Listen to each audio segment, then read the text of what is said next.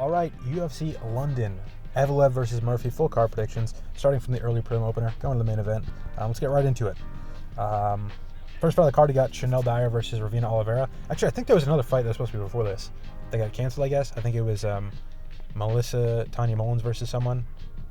Whatever, I don't remember what I was going to pick. But Shanelle Dyer versus Ravena Oliveira. I'm going Shanelle Dyer. She's just better than Ravena Oliveira. Ravena Oliveira has looked pretty shit since she's been in the UFC. Shanelle Dyer did lose in the Contender Series, but I don't fully agree with the decision. And she's looked pretty solid even before the UFC, finishing a lot of her fights.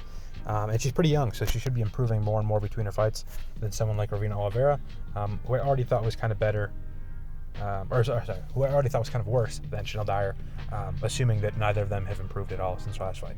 So I'm going to go with Shanelle Dyer. Probably not by finish because she couldn't finish the lady she fought in the Contender Series. It seems like maybe with a step up, she's going to get finishes less and less often. We usually see that with women's fighters who get a lot of finishes. As soon as they get into the UFC, it's like I'm going to go with decisions. Even like Wang Kong. Wang Kong, all finishes on a regional career. She gets in the UFC, fights a complete bum, gets a first round finish, and then it's been decisions since then. Or losses. I'm going to go with Shanelle Dyer, probably by decision. Next fight up the card, Shamrock versus Abdul Kareem Selwady. I don't really know why the odds are so close in this fight. I know Shamrock was a decent prospect coming to the UFC, but I think Abdul Kareem Selwady is actually pretty solid. He was having a good fight with Lok Rajabov before he lost, and I think Lok Rajabov would school Shamrock. And a lot of people are giving Shamrock credit for being like, hey, he looked like shit in his debut, but he was fighting Nurullo Aliev, who's a really good prospect, which is true, but people are ignoring that Aliev looked like dog shit in that fight. He looked like he had never thrown a punch before, and Shamrock was getting easily outstruck. Abdul Kareem Selwady, maybe not as good of a wrestler as what's his name, Nurullo Aliev. So maybe the takedown threat is going to be there. Maybe he looks a little bit worse on the feet than he has before, but I still think he's a much better striker than Nurullo Aliev looked in that fight. And he has a win over George Hardwick, who was always the better prospect. Like when it came to the fighters out of the UK. Maybe not Harry Hardwick, but I would say George Hardwick was a much better prospect than Shamrock. People always thought that Shamrock, not very good at getting takedowns, not a very good striker. He's more of a BJJ grappler. And usually when he gets finishes, he's taking advantage of mistakes or people falling or giving up position because he's not the best wrestler. He doesn't have the best takedown system. So he's not going to easily take down people and force his grappling. He's not super strong as well, so he's not going to go through the clinch. And there are some fighters who have success with that style. I mean, actually, there's not some. There's one fighter that has success with that style, and his name is Charles Oliveira. But he's improved his wrestling like crazy, and that's how he's beating the people higher up in the rankings. And two, he's got some pretty good hands and pretty good power. Shamrock does have decent power, but he's not getting finishes with his hands like Oliveira is, and he's not nearly as good as Oliveira, I don't think. Even at imposing his grappling, which is something that's pretty hard to do if you don't have good takedowns. So, I'm gonna go with Abdul Kareem Selwady. Abdul Kareem Selwady is not the kind of guy who's gonna throw a lot of spinning kicks to give up his back, or throw out high kicks and risk falling over and giving up a bad position on the ground. So I don't think it's gonna be very easy for Shamrock to impose that grappling game. And if Selwady just keeps it focused and patient on the feet, he could probably just out leg kick. And then maybe outbox Shamrock, who's not going to have that speed and power like Lok Rajabov. I think Lok Rajabov is a much better fighter than Shamrock. I think he would be probably minus 300 if they fought, even though he's been cut from the UFC. And Lok Rajabov beat Esteban Ribovic and some decent fighters. So I think he had a close fight with Gamrot as well. Or am I thinking of someone else? Maybe I am. I don't know. Aliev is good, but both of those fighters looked like shit in that fight. I don't think it raised my stock in Shamrock, which it seems like, with 75% of people on Tapology and Vegas favoring Shamrock, it seems like a lot of people had his stock go up from that fight, and I didn't really see that. I thought he didn't look good at all. So, and I think also he's good. He beat George Hardwick. George Hardwick is a good fighter. Or at least, I feel like George Hardwick is better than now. I guess he has lost since then, but I don't know. I mean, whatever. I'm going to go with Selwady. Next fight up the card, we got Louie Sutherland versus Brando Pericic. I'm going Brando Pericic. Louie Sutherland looked there wasn't much of a fight in his debut, to be fair. He looked so out of shape. He looked so dog shit. I really think he's going to get pushed around and bullied. Brando Pericic fought a complete bum in his debut. And he didn't have a great regional career. and he lost recently, like not that long ago, to a not very good fighter. It just Louie Sutherland looked so dog shit in his debut and so out of shape that Brando Pericic training at City Kickboxing with good fighters, being bigger, or at least frame-wise being bigger, he's probably going to be able to like not get like, how does Louie Sutherland win fights? Does he take guys down and beat him up? I don't think he's going to do that. Does he, win tit for tat kickboxing matches on the feet? I don't think he's going to do that to Brando Pericic, who trains at City Kickboxing. I don't really see how Louie Sutherland wins. He's just kind of an out of shape blob. I guess he's kind of in shape if the shape you're looking for is like, a circle or maybe like a globe. But if you're looking for a athletic shape, I think Brando Pericic is more of your guy. Despite Louie Sutherland's Tapology picture making him look like, prime Bob Sapp. So I think Sutherland was probably obviously on steroids before he was in the UFC, and then he joined the testing pool and he turned into a balloon. So I'm going to go with Pericic. Next fight of the card, Antonio Trocoli versus Mantas Kondratavicius. A Lithuanian name. I'm going to go with Kondratavicius. I don't think he's that good. I didn't like how he looked. He's fought a lot of bums and finished them early on, like 0-6 guys. The guy he fought in the Contender Series was one of the worst guys on the season. Or no, was he? I don't know. He did kind of fluke him around. I don't know. Basically, what I'm trying to say is Kondratavicius, he's knocking out these guys pretty early, but we haven't seen a ton of him, so I don't know if he's going to be that good. However, he is fighting Antonio Trocoli, who I have long said is the worst fighter in the UFC right now. How the fuck is he still in the UFC?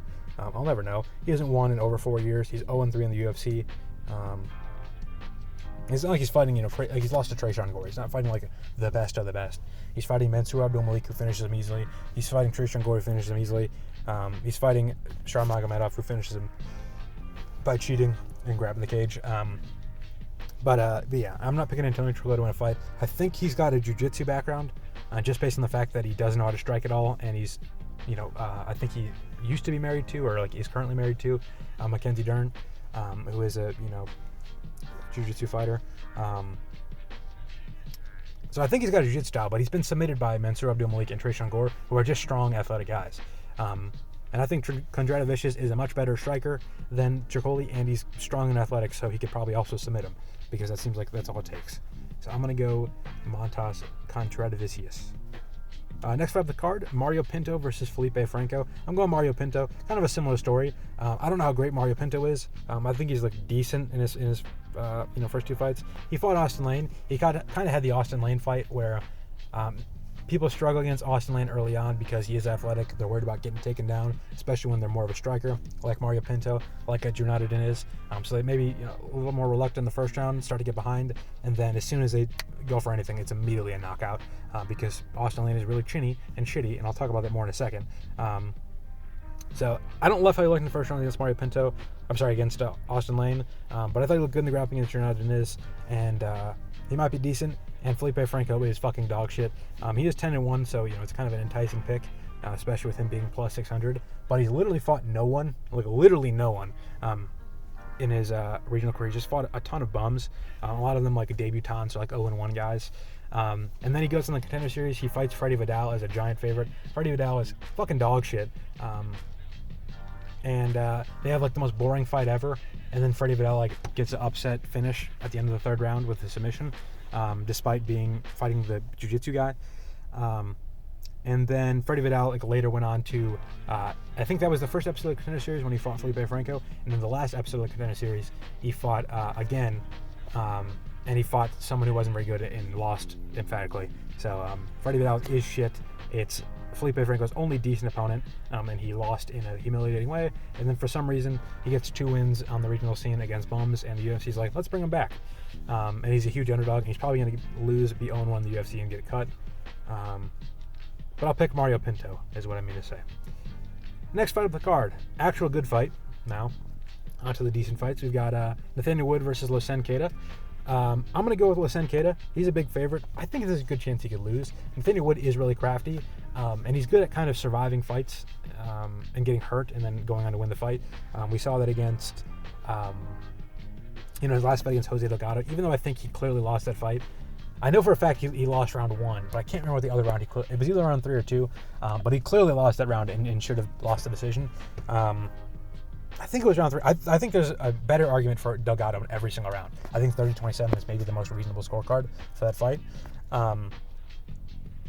Losene Keita is not like super dynamic like Jose Delgado, which might be the difference maker, because Delgado did almost KO Nathaniel Wood with a spinning back fist off a missed kick, which is the kind of dynamic shit that seems to work. But Losene Keita is a really good finisher. He's really explosive and fast like Delgado. He's well rounded. He's not going to get easily taken down or easily out low kicked or anything like that. Nathaniel Wood just keeps it too close to, in my opinion, win fights against dangerous fighters. Like Andre Fili, that fight was really close, and it didn't need to be. Nathaniel Wood is a much better fighter than Andre Fili. He's a much better fighter than Daniel Pineda. That fight still went to a close decision. Nathaniel Wood fumbled a finish in that fight. Morgan Charrier, that fight was really boring. Not a ton happened. Nathaniel Wood had a big moment in it. But there's a really gross couple making out right in front of me. Sorry, I'm a little distracted. Oh my goodness, that is disgusting. What was I saying? Oh my god, they're still going. Oh, she's fucking licking his ear. Ugh. Okay. What was I saying? Morgan Charrier, Nathaniel Wood.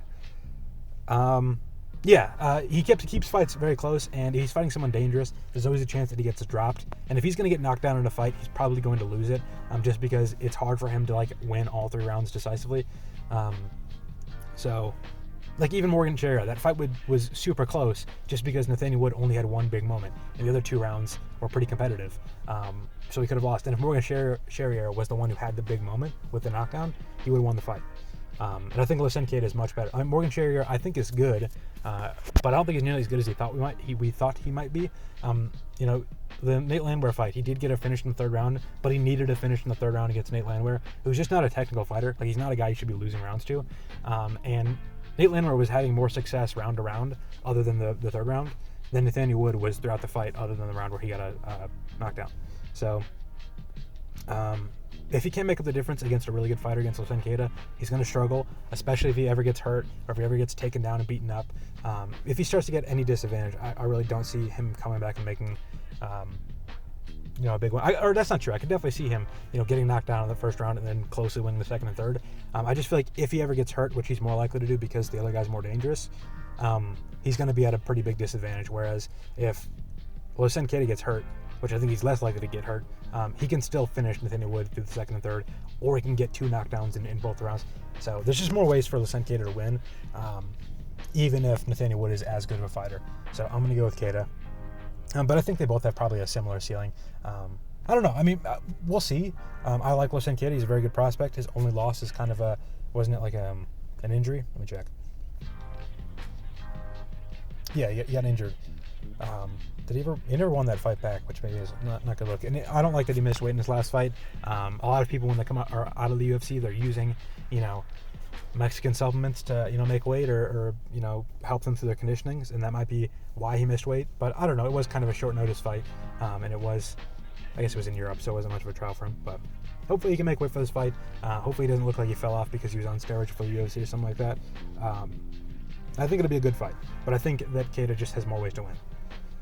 Next fight of the card, another good one. Mason Jones versus Alex Sola. I'm going to go Mason Jones, just because of kind of recent history. Maybe it's recency bias. But I feel like the fighters that are the scrappy wrestler who's got good hands, a good chin, can take a punch, can take a kick, and has, decent amount. Basically, I'm describing Benoit Saint-Denis. Benoit Saint-Denis, when he fights guys like Dan Hooker or Mauricio Huffy, who are longer, lankier guys who aren't as strong, who don't have great grappling off their back, he just completely dominates them. And Mason Jones is a pretty similar. I would say this is a very similar fight to Benoit Saint-Denis versus Dan Hooker, except for the fact that both the fighters are kind of less skilled. I think Mason Jones is really good. I think he actually looks worse than he did in his first run in the UFC. But that could be maybe he fights to his competition. If he does, I like that even more in him. But Alex Sola, a very long, lanky guy, who I think is going to be easy to take down and kind of easy to, not bitch around, but, bitch around just because he's going to be lanky. He's not going to be as strong. His muscles going to be less dense. It's going to be hard for him to fight in those clinch positions, fight against the cage. A lot of the places we've seen Mason Jones have success in the grappling, I think would kind of be negative against Alex Sola. I've been calling him Axel Sola. Yeah, I think Mason Jones didn't look great against Balagiaki, but that might be better for him in this fight because I don't think he should go out there and get in a scrap. I think he should look for the takedown right away. Maybe make it scrappy so Sola starts to open up so he can get to his hips.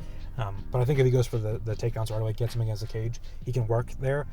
He had a really nice takedown against it is Jeremy Stephens in 2025, who's old and beat up and his knees are bad and whatever. He was never a great takedown defender anyways. But I thought Mason Jones had great entries, great timing, and the timing's more what matters. I know Stephens, like I said, doesn't have the best takedown defense at this point, but a lot of the takedowns that Mason Jones are landing are going to take down great defenders, like a Dustin Poirier is going to get taken down by that same takedown. So I thought it looked good. I think Balagiaki's really good. I don't hate that was a super close fight. And I don't hate that he came back and won clearly in the second round. He got a finish. Balagiaki I thought looked really good against Manuel Souza, even in the first and second round. So, yeah. And Axel Sola I think is pretty solid too. Reese McKee's a good win, especially on a short notice up weight class. I just think Mason Jones is a completely different matchup that's going to favor him much less, just historically. So I'm going to go with Mason Jones. Seems like most people agree with that, but the odds are pretty close. So definitely could be a fight for Sola, and I'd be 0-2 on picking against Sola, so maybe I got to look more into him. But I think Mason Jones should get it done. Next fight, we've got Kurtis Campbell versus Danny Silva. I'm going Kurtis Campbell. I could see Danny Silva winning this. He's definitely a solid fighter, but I think he's plateaued kind of a bit. He looked good on the Contender Series against Angel Pacheco, but Pacheco we've kind of seen not the best fighter. He's one of those New England Cartel guys. I would say he's better than the Mitch Raposos of New England Cartel and some of the worst fighters out of the gym. But he's not a Rob Font. He's not a Calvin Kattar. And Danny Silva did beat him, but didn't get a finish or anything like that. And then he came to the UFC at a split decision with Josh Kulabau, a split decision with Lucas Almeida. Not a very good look. Neither of those fighters are very good. He did keep it kind of close with Vallejos. There is an argument for maybe a round or two. Maybe not 2 rounds, but he did definitely keep it close. Vallejos did appear the better fighter, but Vallejos is really good. So I don't hate that performance.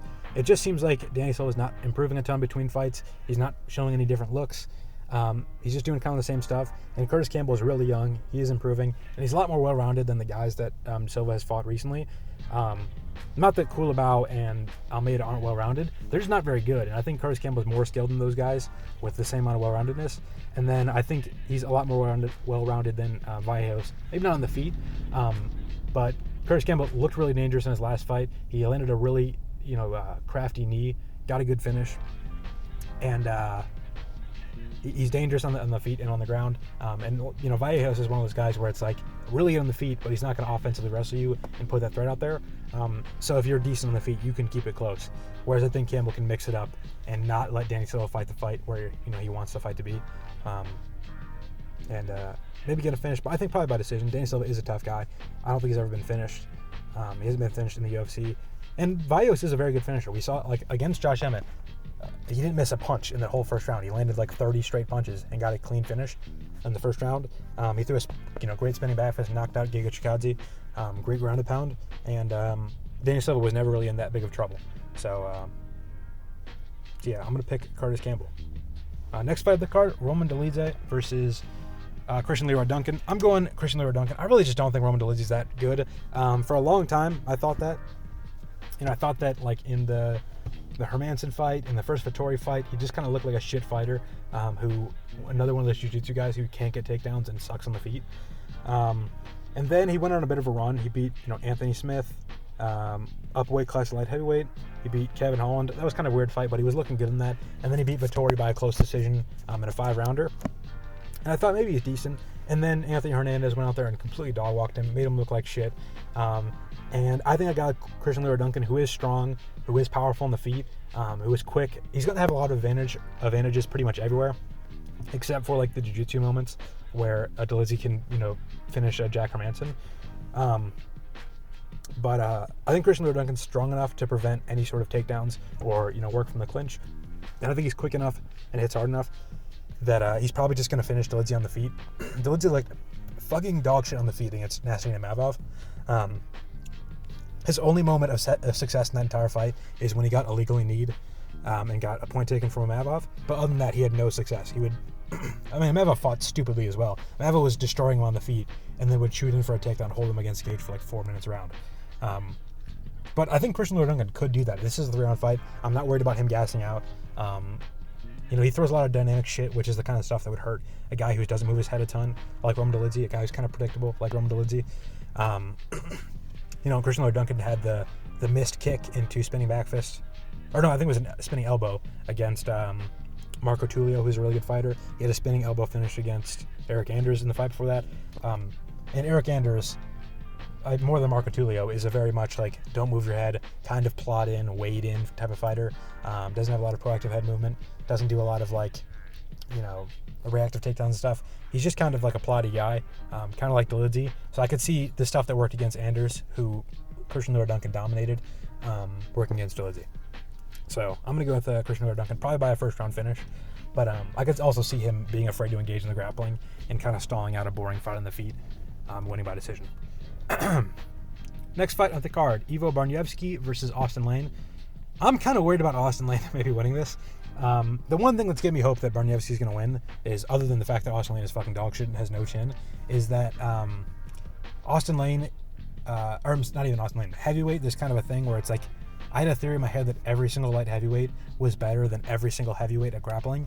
And I think that's basically true, other than Walter Walker is better than some of the guys like Kennedy Nzechukwu.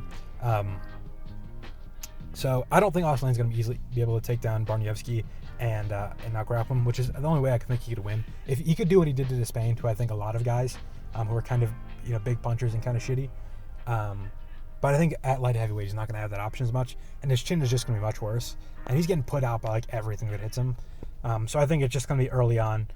Barniewski's going to catch him with like a close, tight left hook inside the pocket. I think it might even look like the fight I saw today, of fucking Asadullah Iman Ghazaliev versus Nang O. Which, by the way, it is funny that Joe Rogan had a quote where he said, a lot of people think Iman Ghazaliev is the best striker in the world, which I don't think anyone has ever said, but I don't know, it is cool that like the guy I've been watching fucking on the one Friday fight series for like months, or like I think almost years now, is finally getting some mainstream headlines, and it's Joe Rogan saying he's the best fighter ever. I don't want to go on a ramble for a bit, but that was a funny Jerry episode. That was a good episode with Dustin Poirier. They actually talked a lot of cool stuff about MMA and MMA history.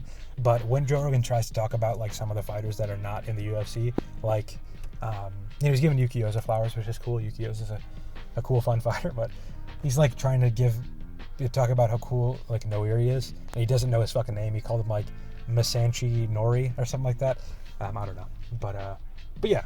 I think it could be like Iman Ghazaliev versus Nang O, where they both can kind of get in like miss a big punch and they get like chest to chest, and then the quicker, more powerful guy is going to land the short left hook and just knock the other guy out cold. Which is a pretty fucking sick knockout, by the way. If you haven't seen that, go watch Iman Ghazaliev versus Nang O. It's ONE FC. That fight will probably be free by like the end of this weekend. But yeah, good fight. You could probably find the knockout on Twitter too. So actually, I'll probably retweet it. So go check out my Twitter, link in the description. Yeah, I'm picking Barniewski. Austin Lane is shit. Next fight of the card, MVP Michael Venom Page versus Sam Patterson. I'm going MVP. Sam Patterson's good. I think he's looked good in his last few. He has kind of an ability to hit people with punches with surprising amounts of power and surprising amounts of range. And that's kind of how he finished his last two opponents in Danny Barlow and Trey Waters. He kind of just hit them with a big punch they weren't expecting to be hit by, and even if they were expecting to be hit by it, they weren't expecting that punch to have that much power, and then he would go on to finish them with a TKO, which is how I think MVP is most likely to lose, just getting hit by like an errant punch, because he's kind of chinny and he does keep his hands low. So there's definitely that, but MVP, I don't think is going to lose.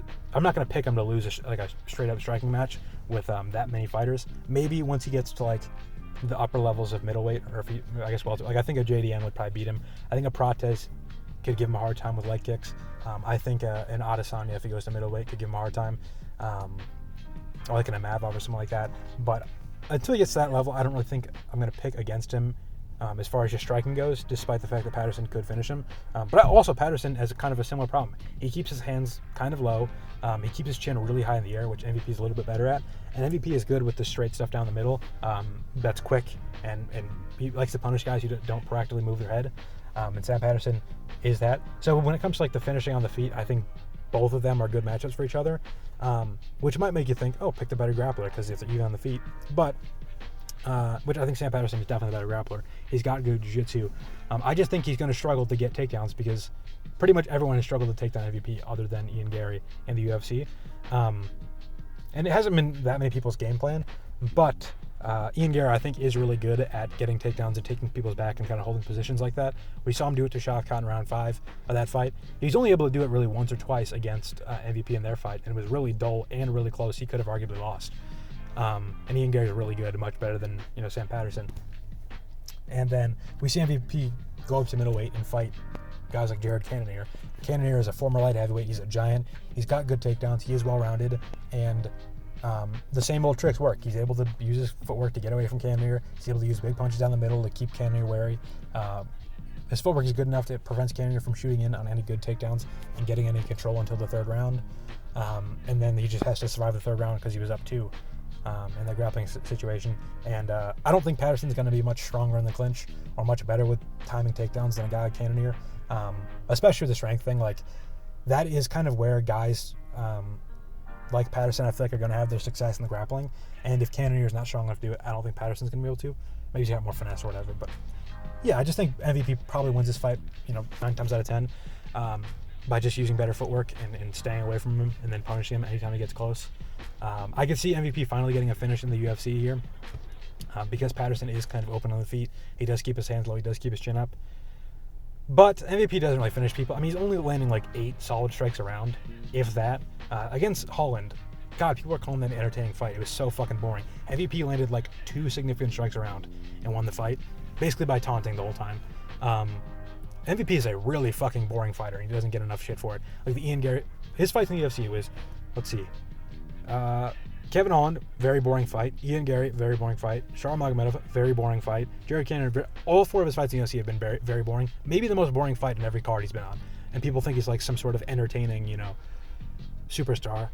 I was going to say, why is this fight not the co-main over Luke Riley versus Michael Aswell? But honestly, I kind of get it. I mean, this fight is probably going to be boring as fuck, assuming there's no finish. So yeah, I'll go with MVP by decision. I saw people talking about after the Cannonier fight, like, oh, they should really make MVP versus Adesanya. That'd be the most exciting fight ever. Are you fucking slow or something? Like, what do you thought? Every Adesanya fight is boring as hell. It's him backing up and throwing leg kicks. And MVP is the only more boring fighter. He just backs up and does nothing. Did people not watch Yoel Romero versus Adesanya? Literally the one time Adesanya fights a counterpuncher. It's the most boring fight in UFC history. Why would anyone want that fight? People are so fucking stupid. I think MVP is one of those guys where it's like you can tell that most people that talk about him have never seen him fight, or they only seen highlights, because everyone's like, MVP is a guy you can't look away from the screen. You never know when he might miss something, which I guess is kind of true. He is like quick and explosive. It just you're not going to miss anything if you look away 99 times out of 100. So one of the worst fighters to say that about. But I'm going to go with him by decision. I'm getting long-winded, so let me get through these last 2 fights. Luke Riley versus Michael Aswell. I'm going with Luke Riley. Michael Aswell, I think, is solid, but not great. I don't hate, like I said, I do think Dolidze is a pretty solid fighter. Bogdangrad, also a pretty solid fighter. Bogdangrad was having success against Luke Riley. So I don't think that Michael Aswell is completely out of it. But the only success he's really had at the upper levels of the sport, he beat Dorian Ramos by, did he finish Dorian Ramos? No, he beat him by split decision. And Dorian Ramos is not a UFC level fighter. He's just a journeyman at Fury. And then he beat Lucas Almeida, but Lucas Almeida had a broken hand, very obviously. At the weigh-ins, he had a fucking broken hand. And then he came out in the fight, and he didn't throw a single right hand. And then Michael Aswell was just he opened every single combination with a left hook because he knew he wasn't going to get countered by a right hand.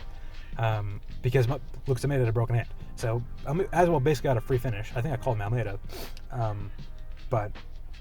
And that's his only win at the upper level of the sport. And I think Luke Riley's, I guess he only has one win at the upper level of the sport too, but at least it's a legitimate win against Bogdangrad. And when the only success Michael Aswell has had at the upper levels of the sport is kind of charging in like a dunce and throwing a bunch of punches in combination because he knows his opponent can't counter him. I don't think he's going to have success against Luke Riley, but if he did that too, Michael Aswell would get knocked out first. Luke Riley's a much better counterpuncher. He's got good defensive footwork. He's much quicker than Aswell, much quicker than Almeida. So I think if Aswell tries to do what he did against, what's his name? Almeida, he's going to get finished. And then if he tries to implement his grappling, I don't think he's going to be better than Bogdangrad based on their fight in the grappling. So I don't really know how he wins this fight. Maybe he could just out-grapple him, and then Luke Riley just never finds that big punch because Bogdangrad did have a lot of success kind of ragdolling him. Or not even ragdolling him, kind of just holding him against the cage. But, yeah, I don't really know where Aswell wins. I don't think he's going to do better than Grad in that scenario. I don't think he's going to outstrike him because he got outstruck by Balagiaki. He had a close fight with Dorian Ramos.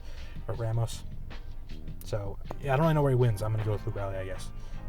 I think Luke Riley is not, like, exceptional. Like, I don't think he's going to be a ranked fighter. I think he's solid. Like, he definitely got good hands, but his grappling is not nearly what we thought it was going to be based on his fight against that Dagestani in Cage Warriors. Yeah, we'll see how he is. He's going to improve. He's pretty young, but I think he'll definitely win this one, but this might be close to his ceiling. And then on to the main event, Evloev versus Leroy Murphy. I'm going to pick Evloev, and it's kind of because I think he just has a better style for winning decisions. I say in my head, like, it is hard to picture Evloev losing a decision, but then again, like, he arguably lost, like, half of the decision he's had in the UFC. Like, let me go to his Tapology page and see what we're working with. Most recent fight against Aljo. I scored that fight for Aljo the first time I watched it. I had it close the next few times I watched it, but I still think that Aljo probably won that fight. Arnold Allen, I thought Arnold Allen pretty clearly won that fight. I rewatched it. It was close. There's a better argument, I think, for Evloev, but that still was a super close fight that could have gone either way. Diego Lopez, that wasn't a super close fight on the scorecards, but Diego Lopez had a lot of opportunities in that fight. Definitely was a close fight. The Dawodu fight was pretty close. There's no really argument for Dawodu win. Or no, there kind of is, actually, right? Because he got he hurt him really bad with the jab, and then didn't he win another round maybe, or had a close round? I think there's an argument for Dawodu, regardless of whether or not there's an argument. That was a really close fight, and Dawodu's not that good. Nick Lentz arguably beat him, and he only really had one moment in that fight with the guillotine. So a lot of the decisions, which by the way is every single Evloev fight because he never finished anyone in the UFC. A lot of his decisions are super, super close. But it's kind of the same thing with Leroy Murphy. Like, Leroy Murphy isn't clearly beating people as well. So I think that as far as, like, style, like, what am I trying to say? Evloev, him winning close decisions, to me, doesn't prove that he's going to lose a close decision. It proves to me that he's probably better at winning close decisions. The fact that most judges agree, or he won unanimous decisions with the Aljo fight, with the Arnold Allen fight, I think kind of proves that his style just lends better to winning decisions, especially close ones, than a guy like Arnold Allen or Aljamain Sterling. And I guess that's kind of also true for Leroy Murphy. I feel like I'm less impressed by the close decisions of Leroy Murphy. Like Danny, I thought he looked pretty shit in that fight. He didn't really establish like a big lead in any round, and he did get knocked down. I thought he pretty clearly won 2 of the 3 rounds, except for the round where he got knocked down. But I don't think he looked exceptional in that. Same as Edson Barboza. Like Edson Barboza, he was clearly winning that fight. He was outlanding Edson Barboza like 2-1, but he still never really broke Edson Barboza or like showed a sign that he might finish him. Same with Josh Emmett. Like Josh Emmett was in that fight the whole time, despite the fact that Leroy Murphy was landing like 10-1 as far as strikes. Just because Leroy Murphy never really put that much damage on him, never really broke him, never really beat him up that bad. The Gabriel Santos fight, that was the closest fight of the 2 fighters, and I think that Leroy Murphy definitely should have lost that decision. And yeah, like even in these fights, like there are moments where I'm like, Evloev would take you down and dominate you there. Like Aaron Pico had a pretty easy job implementing the grappling early on in the first round against Leroy Murphy before the finish. Josh Emmett, despite getting his ass kicked for 4 rounds, was able to shoot like a power double and slam Leroy Murphy on his head. Dan Ige, I guess he didn't really grapple him, but he was able to knock him down, and Dan Ige is kind of shit. He's looked pretty bad in his last few fights, like since this fight. Makwan Amirkhani, I know that's kind of his thing, but he was able to easily dominate Leroy Murphy in the first round. And also, I just don't think Leroy Murphy's going to get a finish. I know he finished Pico. I know he finished Amirkhani. So anytime he's gotten behind in grappling, I guess that's when he gets a finish. But you look at the rest of his fights, like I said, the Josh Emmett and the Danny Ige fight, he's clearly, and the Edson Barboza fight, he's clearly winning these fights, and he's never even close to showing a sign of getting a finish. So it's like, if he doesn't get a fluke finish out of nowhere, which is dumb to pick, he's got to win a decision, and I think Evloev is just way better at winning decisions. I mean, maybe Evloev is kind of chinny. He did get rocked by a jab by Dawodu. So there is that, but I just don't really see Leroy Murphy going out there and landing a big strike. I don't really see him winning a decision either. So I'm going to pick Evloev, probably by a boring decision, because it is Evloev and Murphy. Let me know if you agree or disagree with those picks. I'm in my car right now. It is like fucking 80 degrees in here. I have no AC on because I don't want to ruin the audio. So I'm in a puddle of sweat. I'm going to end the recording in a second. I'm probably not going to do any boxing or whatever fights. But yeah, let me know if you agree or disagree with my predictions. What do I normally say? Like the video, share the video, subscribe if you want to see more. If you want to go back and watch my predictions, I have predictions going back to the start of last year. I have a playlist on my channel with all of them. Subscribe if you want to see future predictions. Comment if you want to hear more about a certain pick, or you can go to my Twitter. Like I said, link is in the description. Actually, it's not a link, it's just my handle because I can't post links.